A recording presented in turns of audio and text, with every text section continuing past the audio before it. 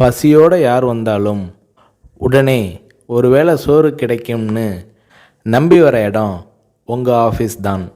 பசி பட்டினின்னு கிடந்து வந்த ஆள் இதை பண்ணுறாருனா சரி. நீங்கள் வசதியான வீட்டில் வளர்ந்து வந்தவர். இந்த பழக்கம் எப்படி உங்களுக்கு வந்தது என்று விஜயகாந்த் அவர்களிடம் ஒரு முறை கேட்டபோது அதற்கு விஜயகாந்த் அவர்கள், அதுக்கு காரணம் எங்கள் ரைஸ் மில்.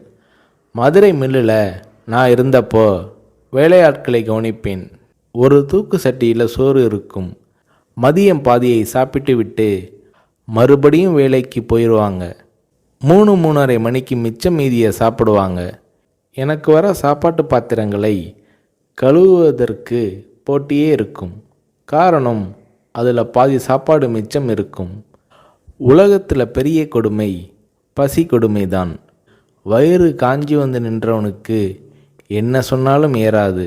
தவிர பெரியவங்க சொல்லுவாங்க, மனுஷனுக்கு எது கொடுத்தாலும் எவ்வளவு கொடுத்தாலும் பத்தாது, வேணும் வேணும் என்று தான் கேட்பான்.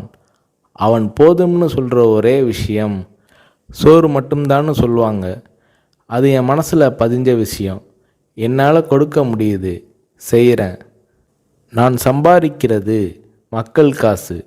என் உழைப்புக்கு அதிகமாகவே ஊதியம் தராங்க. அதில் ஒரு பகுதியை படிப்பு அது இதுன்னு அவங்க உதவிக்காக செலவழிக்கிறது என்னோட பொறுப்பு என்கிறார் விஜயகாந்த்.